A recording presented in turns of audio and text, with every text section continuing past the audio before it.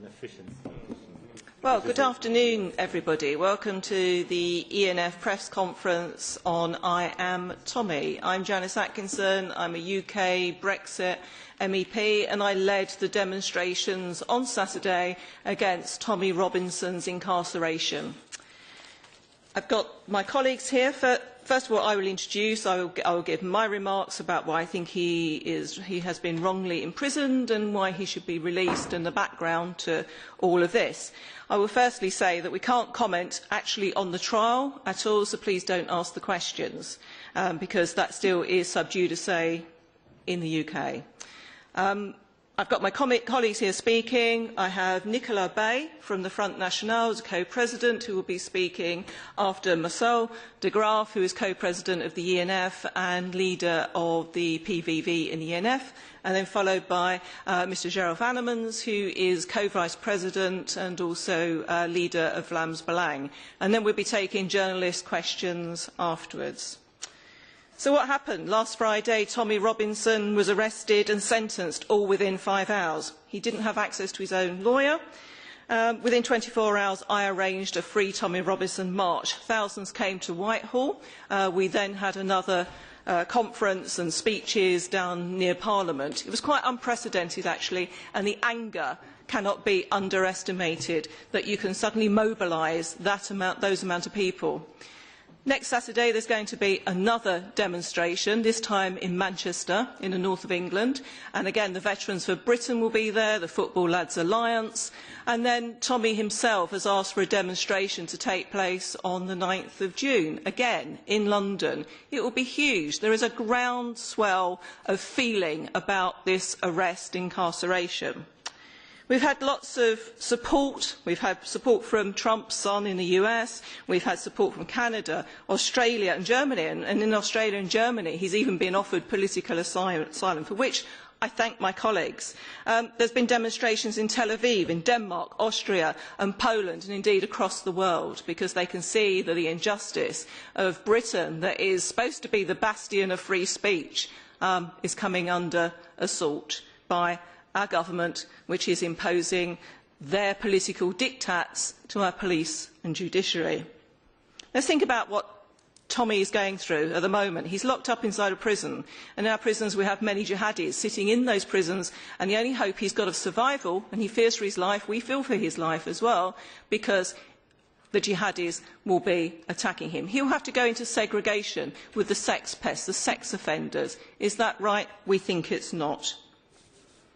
When people condemn Tommy and us, I ask, where is our swift justice for our sexually groomed and abused girls? Where was the 5-hour sentencing for the monsters who repeatedly raped an 11-year-old girl? Why can't the police courts move so swiftly on them? Even if you agree with you disagree with Tommy's actions, the historic brushing under the carpet of sex abuse and the rape of poor working-class girls by Muslim grooming gangs went unreported and ignored for 20 years in my country. And I know it's happening across other countries where we've had uncontrolled immigration and we've had jihadis sitting there and festering amongst their own communities, all in the name of multiculturalism. But if you're angry about what happened with Tommy Robinson, are you not angry that the mainstream media targeted people, old white guys, accused of historic sex abuse, like Max Clifford, and Rolf Harris and Gary Glitter? Are you happy that the BBC sent a helicopter in to look at the case of when the police raided Cliff Richard? That man went under severe trauma. Are you happy about that? Are you happy that the mainstream media will go to the courts to try and get gagging notices against so-called celebrities because you don't think that they're entitled to a private life? Are you happy with all of that? Across the UK, we are seeing this huge backlash where white working class people are not being heard. We're being brushed aside for a very, very small minority, and we're having to bow down to them, change our laws, who are trying to change our culture and identity. And when we sit here, we think about, we are Tommy, I am Tommy, let's free Tommy.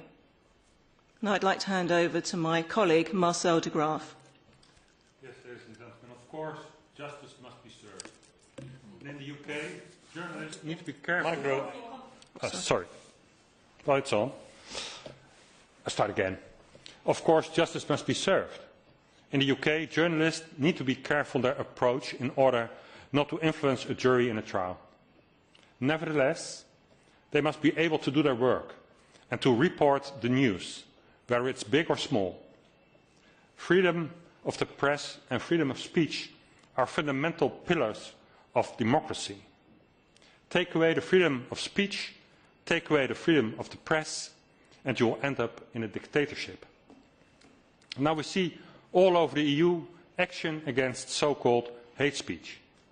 And hate speech is the new legal instrument to silence unwanted opinion, to cover up crimes, to silence political opposition. It's the so-called legal warfare of jihad. Contempt of court has yet become another instrument in the toolset to silence the free press and free speech, to cover up horrendous crimes and the complicity of local and national authorities. The EU is on a fast track to become a totalitarian empire, and for now I still include the UK. The liberal globalist elite still holds power in the UK as it does in the EU. They are the ones pushing an agenda of Islamization, of destroying Western culture and Western identity, and they do it by all means. The propagated Islamization results in a terrifying rise in crime. That is, according to our values and our legal system, it are horrendous crimes. According to Sharia law, they are not. You can abuse women and mutilate their genitals. You can hold women as slaves. You can marry an 8-year-old and have sex with this child. You can rape non-Islamic women. It's all permitted according to Sharia law. And don't tell me that there are dozens of different systems of Sharia law. They are all, for about 99%, identical, and certainly on these points. If you want Islamization, you want Sharia law. If you want civilization, you need a Western legal system based on a true democracy.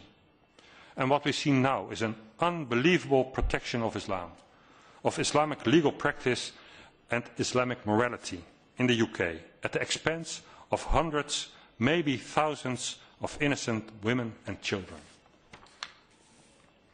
The Islamic community is allowed to build a parallel society based on Sharia law within the borders of the UK. It's inevitable, it's part and parcel of Islam, of Sharia law, that so-called unbelievers are inferior, that women are inferior, and that non-Islamic women are free to rape. Imagine the cover-up to keep this hidden from the general public. And obviously, the authorities go to an incredible extent to hide the true nature of Islam. The amount of victims, the intensity of their suffering goes beyond imagination. Hundreds of young children abused, gang raped by adult men, tortured, murdered. Do you really think, given these facts, that a jury can be influenced by a single journalist asking questions about feelings of guilt? Do you really think that this case of Tommy Robinson is about contempt of court? It's about keeping this information away from the general public. That is what this is about. It's about protecting the realization of an Islamized UK. And to this aim, these hundreds of innocent girls are sacrificed. To this aim, brave men like Tommy Robinson are sacrificed, and as the Islamization propagates, the number of sacrifices will rise. There will be a rising death toll of terror attacks, rising abuse of Jews and Christians, more suppression of the fundamental freedom of free speech. The establishment is silencing the voices of those who unveil the truth. Kevin Crean left a bacon sandwich outside a mosque, and the court sentenced him to a year in prison because this was considered as an act of terror. He was found dead within 5 months. Imagine the risk for Tommy Robinson. His life is in danger. He is a political prisoner. Tommy Robinson was denied a fair trial. Putting him in jail is like putting him on death row. His crime? Exposing the truth. Any government that imprisons journalists because they report the inconvenient truth is totalitarian. The imprisonment of Tommy Robinson is incompatible with the rule of law, with Western values, with fundamental human rights. Tommy Robinson must be released immediately. Thank you very much, Marcel. And Nicolas from the Front National and co-president and leader of the Front National in the UK. Merci Janice, merci pour l'initiative de cette conférence de presse et pour les différentes initiatives qui ont été prises ces derniers jours pour alerter l'opinion publique en Grande-Bretagne bien sûr, mais au-delà sur l'ensemble du continent européen sur ce qui s'apparente à une véritable censure d'État et à une restriction qui prend une tournure dramatique de la liberté d'expression en Grande-Bretagne. On ne peut pas être indifférent à cette situation. La liberté d'expression est sans doute l'un des fondements, l'un des piliers des grandes démocraties. C'est vrai en Grande-Bretagne, c'est vrai dans l'ensemble des pays européens et c'est un bien précieux que nous entendons défendre. L'affaire Tommy Robinson est révélatrice de bien des dérives, aujourd'hui très inquiétantes, qui visent finalement à empêcher que la vérité soit établie, que les voix s'expriment pour montrer évidemment que les conséquences de l'immigration massive subie ces dernières années, ces dernières décennies par les nations européennes sont absolument considérables, avec en particulier parmi les conséquences de cette immigration une insécurité qui a elle aussi un caractère massif, une criminalité qui s'est évidemment développée et l'affaire Tommy Robinson est à la fois emblématique de cette situation et de cette situation qui veut être cachée délibérément par les pouvoirs publics. L'argument qui est utilisé pour l'empêcher de s'exprimer et l'empêcher d'informer les Britanniques, c'est l'argument de la sérénité indispensable des débats, du procès. C'est évidemment pas un argument valable. Il est normal que les pouvoirs publics veillent à ce que, à proximité immédiate d'une salle d'audience et à l'intérieur d'une salle d'audience d'un procès, l'ordre public soit préservé, mais Tommy Robinson n'a fait que filmer précisément dans l'espace public, c'est-à-dire hors du tribunal, les protagonistes du procès, et donc il n'a évidemment pas enfreint les règles élémentaires qui doivent permettre la sérénité des débats. En revanche, il a voulu dire un certain nombre de vérités, montrer la réalité des faits aux Britanniques et c'est pour cette raison-là qu'il est aujourd'hui inquiété par la justice. C'est une situation qui est absolument inacceptable. La liberté d'information, elle est la première étape vers de la liberté d'expression. Il n'y a pas de véritable liberté d'expression lorsque les citoyens ne peuvent pas avoir un accès à l'information et en l'occurrence un accès complet à l'information. On ne peut pas avoir quelques personnes autorisées à donner des éléments parcellaires sur les faits qui font l'objet d'un procès et ne pas permettre qu'un procès soit l'occasion que chacun s'exprime, chacun exprime son opinion et que chacun puisse commenter les faits qui sont en cause et la nature des délits ou des crimes qui ont été commis. Donc je crois qu'aujourd'hui il y a une urgence. L'urgence c'est évidemment de préserver l'intégrité physique qui semble clairement mise en danger de M. Robinson. On peut penser ce qu'on veut de M. Robinson, on peut ne pas être d'accord avec les opinions qu'il a exprimées ou qu'il exprime. Ça n'est pas la question, c'est une question de principe. S'il était d'une sensibilité politique très différente, nous aurions la même réaction. Nous considérons que la liberté d'expression doit à tout prix être préservée et nous observons aussi, et c'est là qu'on voit l'aspect très politique de cette affaire, que évidemment c'est parce qu'il met en évidence par les informations qu'il diffuse, le lien étroit qui existe entre cette immigration subie par la Grande-Bretagne depuis des décennies et les crimes ou les délits qui en sont la conséquence que M. Robinson aujourd'hui est inquiété. Donc nous sommes aujourd'hui réunis et pour affirmer la nécessité absolue que la liberté d'information et d'expression soit préservée. Thank you very much, Nicolas. Gerald Vannemans from Vlaams and Vice President of the ENF. Thank you very much, Janice, for inviting me here today. As an experienced witness, I would say, I would like to only underline that this Robinson case is part of a broader problem. I will speak in Dutch, if possible, for the rest. Wat we vaststellen is als Vlaams Belang dat we een gevoel van herkenning hebben. Omdat we dit zelf als partij al hebben meegemaakt. Toen het Vlaams Blok, een van de grootste partijen van België, werd en uiteindelijk zelfs de grootste partij van België, zagen wij hoe het regime, de mensen die het land bestuurden, eerst 2 grondwetswijzigingen doorvoerden, vervolgens 5 wetswijzigingen, om de racismewet van toepassing te kunnen maken op organisaties. En dan hebben ze dat gecombineerd met een wetgeving in zaken criminele organisaties, overigens een wetgeving die wij zelf hadden gestemd, omdat we dachten dat daarmee maffiabendes in Vlaanderen in België zouden aangepakt worden. En de combinatie van die 2 wetgevingen heeft uiteindelijk ervoor gezorgd dat mijn partij werd veroordeeld als een partij die op basis van een aantal toespraken van mijzelf en collega's moest verboden worden als een criminele organisatie die zich had bezondigd aan racisme. We hebben toen onze partij moeten opdoeken. Dat was een heel emotionele gebeurtenis. We hebben een nieuwe partij moeten oprichten die mij nu hier afvaardigt in het Europees Parlement.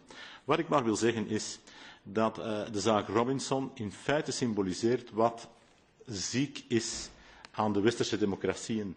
We zitten hier vandaag, maar we komen van heel veel zaken in het recente verleden en we gaan naar veel zaken in de toekomst. Daarom zitten wij hier vandaag solidair samen om Robinson te ondersteunen. Meestal ziet men dat het gaat om artificiële gehelen die instabiel zijn en zichzelf proberen te stabiliseren met het muilkorven van degenen die oppositie voeren binnen dat systeem. We zien dat in België, dat ook een artificieel land is, zoals u weet. En een van onze hoofdzonden was het feit dat wij een onafhankelijk Vlaanderen uit dat België wilden weghalen. Je ziet dat ook in de Europese Unie, die steeds radicaler wordt in de manier waarop ze de oppositie muilkorft. En we zien dat ook in de manier waarop de Europese Unie en de westerse democratieën proberen de oppositie te muilkorven die zich keert tegen een ander artificieel verschijnsel zijnde de input of de immigratie van moslimmigranten die niet als een natuurlijk proces kan worden voorgesteld, die op een promotionele manier van over heel de wereld, het lijkt wel alsof de Europese Unie alleen maar moslims hierheen haalt. Dat is zo onnatuurlijk dat men het alleen kan verantwoorden door de oppositie uit te sluiten. En dat zijn allemaal artificiële gehelen die zich die onnatuurlijkheid van hun bezigheden proberen te compenseren met een dictatoriale aanpak van de oppositie. We zitten dus in een veel breder spectrum. We zijn de oppositie, ja natuurlijk, tegen een regime en een systeem dat zich niet overeind kan houden zonder ons te muilkorven. We zien dat Merkel daarmee begonnen is, ook in zaken sociale media, die de klassieke media konden als een alternatief omzeilen. We zien dat Merkel meteen begonnen is als eerste, niet toevallig wellicht, met heel zware straffen, onmenselijk zware straffen op te leggen aan Facebook, aan Twitter en dergelijke, wanneer ze niet meteen zelf spontaan zogenaamd racistische of niet aanvaardbare boodschappen zouden schrappen. We zien nu dat Macron heeft beloofd dat hij die wetgeving zal volgen. We zien ook dat de Europese Commissie dat soort wetgeving heeft geïntroduceerd. Dus die kleine vluchtweg die we hadden van de sociale media is ook al opnieuw in gevaar. En dit alles maakt ons niet erg optimistisch voor de manier waarop het in de toekomst mogelijk zal zijn om dit systeem, dat tot heel radicale middelen bereid is, om dat systeem op de juiste manier in een democratische geest ook te gaan blijven bekritiseren. We zullen daarvoor heel wat energie nodig hebben en we zullen zeker solidariteit moeten betonen met collega's zoals Tommy Robinson, die overkomen, aan wie men nu probeert te doen overkomen, wat ons eigenlijk allemaal ooit te wachten staat of al gebeurd is, zoals in mijn geval met mijn partij en zoals in zijn geval. Dat is natuurlijk een red line. Een gevangenisstraf is zeer symbolisch, daarom zijn we hier ook vandaag, omdat dat tot ieders verbeelding spreekt. Dat is ook de reden waarom ik u dank om mij de gelegenheid te hebben gegeven om hierover te spreken. Dank u. Well, thank you very much, colleagues. We appreciate it so much in the UK. We might be leaving the EU, but we're certainly not leaving Europe. And you can see what's happening with our opposition, with the opposition that we have when they're trying to prosecute Marine Le Pen for sharing jihadi images, and they're trying to prosecute Geert Wilders because of his views and exposing what's going on. I'll hand it over to the journalist now. If you can state who you are and what journal that you represent, and then we'll try to answer your questions. Sir? Thank you. David Carretta, Radio Radicale. Italian Radio en français, c'est une question à Monsieur Bailly, c'est à propos des dépenses du groupe EFN qui ont été contestées par l'administration du Parlement européen. Je voulais vous demander deux choses. Premièrement, on a lu sur le Canard enchaîné et sur la presse italienne qu'une des factures pour laquelle vous avez demandé le remboursement, c'est pour des dîners qui ont eu lieu à Paris. On a lu entre Madame Le Pen et Monsieur Salvini. Je me demandais si vous pouvez confirmer ou non leur présence de Madame Le Pen ou Monsieur Salvini. Et plus en général, si vous avez une réponse par rapport aux contestations que le Parlement européen a fait. Merci beaucoup. Je vais vous répondre très brièvement. Ce n'est pas du tout le sujet qui nous occupe, ça vous a pas échappé, mais enfin, puisque vous posez la question, je vous réponds bien volontiers. Sur l'information, enfin sur la fake news, en l'occurrence du Canard enchaîné, c'est totalement inexact. Ni Matteo Salvini, ni Marine Le Pen n'étaient présents à ce repas. Et d'une manière beaucoup plus générale, nous avons déjà eu l'occasion de nous exprimer sur ce sujet. Il y a deux aspects. Sur les dépenses qui nous ont été contestées sur 2016. Pour l'essentiel du montant, ça concerne des interprétations des règles d'appel d'offres qui étaient que nous avions effectuées en 2016 et qui étaient différentes de celles du Parlement européen. Depuis, à partir de 2017, nous nous sommes rigoureusement conformés aux interprétations du Parlement et il n'y aura plus aucune difficulté de cette nature sur nos comptes des années postérieures et notre bonne foi n'est pas en cause. Et s'agissant des quelques dépenses qui sont considérées comme litigieuses, on nous oppose le règlement qui a été établi, le règlement financier du groupe qui a été établi à partir de 2017, en vigueur à partir de 2017, pour les comptes de 2016, ce qui n'est pas logique juridiquement, puisqu'il y a un principe de non-rétroactivité qui fait que les règles qui ont été édictées au sein de notre groupe, qui sont d'ailleurs plus restrictives que les règles générales du Parlement, sont évidemment applicables à partir de 2017 et donc n'étaient pas appliquées en 2016. Voilà, donc nous avons eu l'occasion de le dire devant la Commission du contrôle budgétaire et nous aurons l'occasion de le dire également auprès du Bureau du Parlement. Any relevant questions? Thank you for coming.